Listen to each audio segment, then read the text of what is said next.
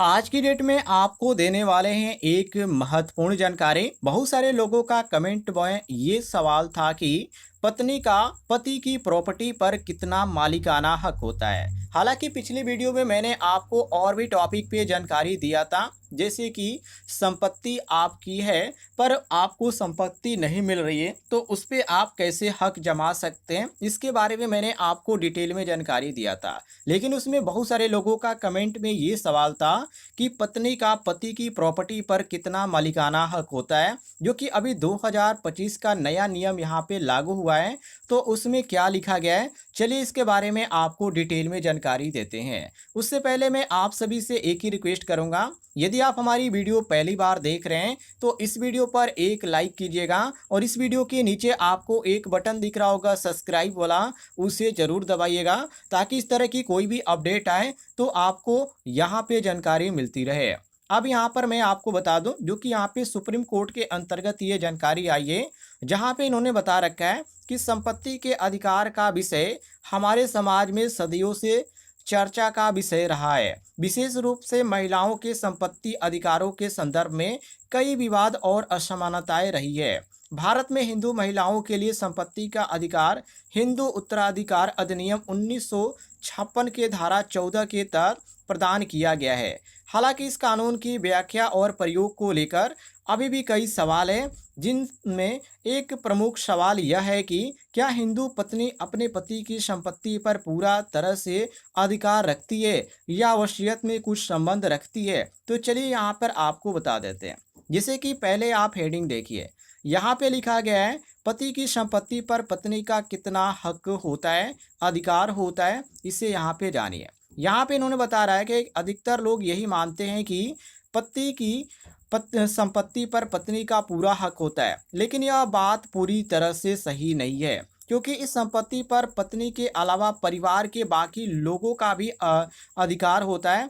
हाँ, यदि कोई संपत्ति पति की कमाई हुई है तो उस पर पत्नी के साथ साथ माँ और बच्चों का भी अधिकार होता है। हालांकि यदि किसी व्यक्ति ने अपनी वसीयत बना रखी है तो उनकी यदि मौत के बाद उनकी नामित व्यक्ति यानी कि नामनी के को ही उसकी संपत्ति मिलती है।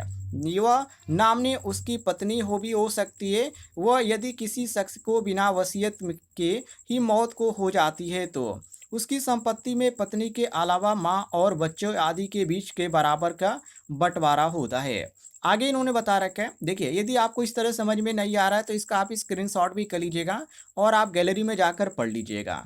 अब यहाँ पे आगे इन्होंने बता रखा है पति की पैतृक संपत्ति पर पत्नी का कितना होता है अधिकार, इसलिए निजी अधिकार का विवेक सम्मान उपयोग कीजिए। यहाँ पे इन्होंने बता रखा है कि यदि किसी महिला के पति की मौत हो जाती है और उसके पति की पैतृक संपत्ति पर उसका सीधा अधिकार नहीं होता है, हालांकि पति की मौत के बाद महिला के ससुराल के घर से निकाला नहीं जा सकता, जबकि ससुराल वालों को महिला को गुजारा भत्ता यानी कि मेंटेनेंस देना होता है। वहीं गुजारा भत्ता मेंटेनेंस की राशि ससुराल वालों की आर्थिक स्थिति के आधार पर न्यायालय कोर्ट द्वारा तय की जाती है।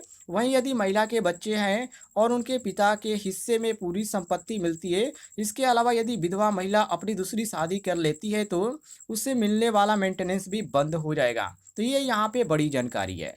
आगे इन्होंने बता रखा है कि तलाक होने पर भी महिला को है संपत्ति पाने का अधिकार। जी हाँ, यहाँ पे इन्होंने बता रखा है कि यदि किसी महिला का पति से तलाक हो जाता है और वह पति से गुजारा भत्ता यानी कि मेंटेनेंस मांग सकती है। हालांकि यह भी पति और पत्नी दोनों की आर्थिक स्थिति के आधार पर निर्धारित होता है। वहीं तलाक के मामले में माहवारी गुजारा भत्ता, जिसको मंथली मेंटेनेंस के अलावा वन टाइम सेटलमेंट के ऑप्शन भी मिलता है। वहीं तलाक के बाद यदि बच्चे माँ के साथ रहते हैं तो पति को उसकी भी भरण पोषण देना होगा। आपको बता दें कि तलाक की स्थिति में पत्नी का अपने पति की संपत्ति पे कोई भी अधिकार नहीं होता है। हालांकि महिला के बच्चों के उनके पिता की प्रॉपर्टी पे पूरा अधिकार होता है। वहीं पति पत्नी की कोई ऐसी संपत्ति है जिसमें वो दोनों मालिक है तो उनका भी बराबर बंटवारा किया जाएगा। तो ये यहाँ पे बड़ी जानकारी है जो कि आज की डेट में यहाँ पे अपडेट किया गया है। यदि आपको जानकारी पसंद आई होगी तो इस वीडियो पर लाइक कीजिएगा और ऐसी कोई भी अपडेट आती है, कोई भी जानकारी आती है, आप सबसे पहले जानना चाहते हैं तो इस वीडियो के नीचे आपको एक बटन दिख रहा होगा सब्सक्राइब वाला, उसे ज़रूर दबाइएगा।